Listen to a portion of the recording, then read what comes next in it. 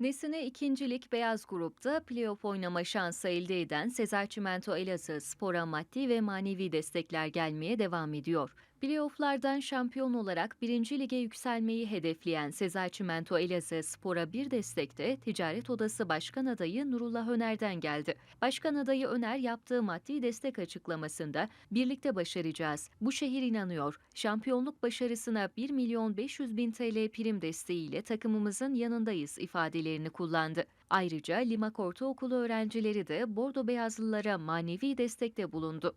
Golü güzel hem boldu, haydi bastır bak koşu, şampiyonluk çok hoştu, Elazığ 3 yoldu, golü güzel hem boldu. Limak Ortaokulu öğrencileri okullarına bayrak asıp Elazığ spor forması giyerek takımlarına playoff'larda başarılar dilediler. Dahi olacak, Elazığ bu sene şampiyon.